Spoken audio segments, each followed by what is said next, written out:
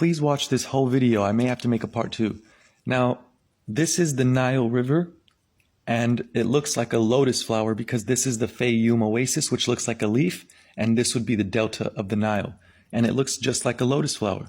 Now, the lotus flower represents your spine because you do have a crown chakra and you have a root chakra. So there's the root, and here's the crown, which opens.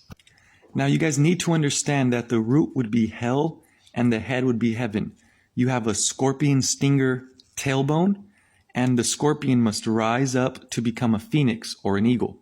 Now, this is why we have the cobra and the eagle, or a bird and a snake, on the crown of a pharaoh at the top. See, the pharaohs knew that the snake from the scorpion tail must go up to the 33rd vertebrae to your brain, to your head, and now the snake just went from hell, your heel, to heaven, your head. I'll explain this more.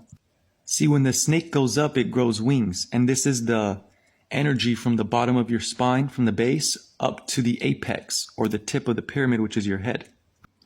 So a serpent with wings is a dragon. Please remember this. Well, check this out, guys. Heaven is your head, earth spells heart, and hell is your heel. So you have the root chakra all the way up to the crown, and you can see the snake climbing up the Kabbalistic tree of life. 1, 2, 3, 4, 5, 6, 7. Well, yeah. So this tree of life called Yggdrasil in Norse mythology is your spine. So you have this Bifrost bridge, which means the two-way highway. The Bifrost rainbow bridge is your chakras.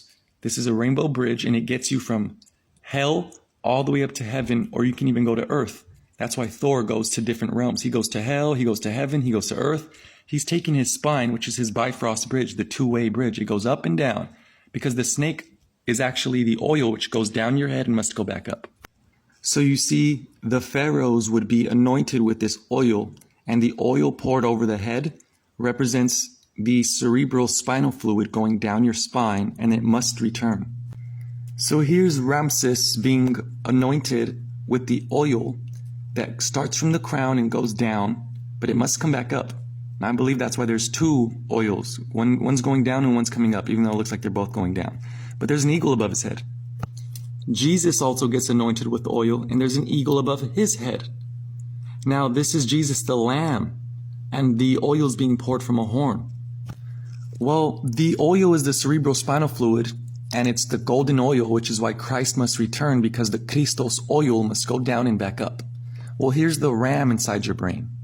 It's called the anterior horn. It's your ventricle system. There's also this fornix, which is the phoenix when the snake